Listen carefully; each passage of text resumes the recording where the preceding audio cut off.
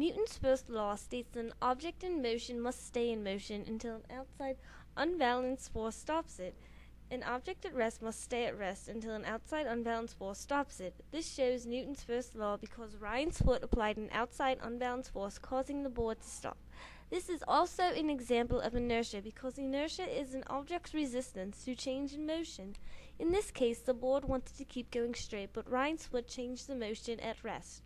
Ryan weighs 140 pounds, which means his mass is 140 divided by 2.2, which equals 63.63 kilograms.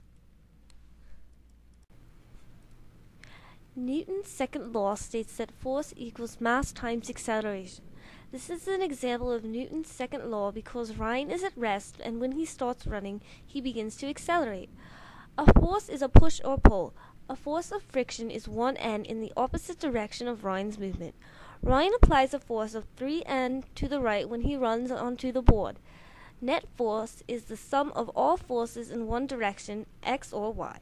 The direction is shown by liquid accelerometers. Since Ryan is speeding up to the right, the liquid accelerometer would be slanted with the higher end on the left, like this.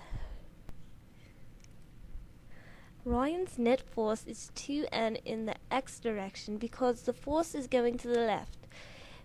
Friction is negative. 3 minus 1 equals 2. Force divided by mass equals acceleration. 2 divided by 140 equals 0.7. Ryan's acceleration is 7/10 meters per second. Force and acceleration are directly proportional, which means that when one increases or decreases, the other does the same. Mass and acceleration are inversely proportional, which means when one increases or decreases, the other does the opposite. I don't think I did very good. Newton's third law states that for every force there is another force in equal or magnitude and opposite in direction. This means that every force pushing or pulling against each other is equal. In this clip, you see that Ryan's foot apply a force onto the ground, stopping the skateboard and his body. But at the same time, the ground is applying a force onto Ryan's foot equal in magnitude but opposite in direction. Ryan is applying a force down onto the ground, and the ground is applying a force up onto Ryan. This is called an action-reaction force pair. Center of mass is where your balancing point is, which is about 3 inches from your belly button where you're standing straight. It's the middle of mass directly above your support. In this clip, you see that Ryan leans back when he tilts the skateboard back. He does this so that he won't fall over from his center of balance extending beyond his support. The wider your support is, the more balance you'll have, because when your center of mass extends past the point, you lose balance. If your support is wider, you have more room to extend, so it'll be harder to lose balance. So when Ryan tilts the skateboard back, he's making his support less wide, so that he has a better chance of losing balance.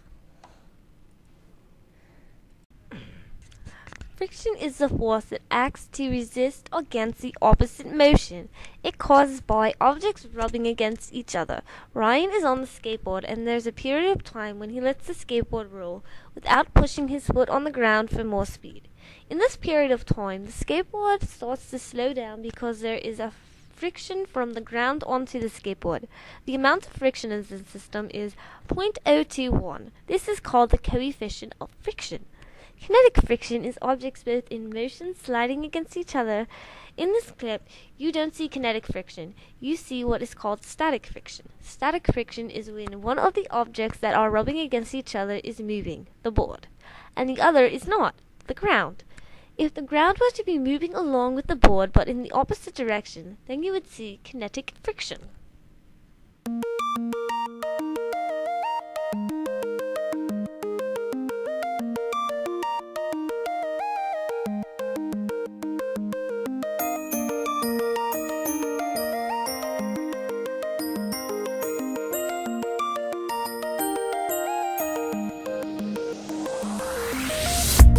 Not believe your eyes if 10 million fireflies lit up the world as I fell asleep.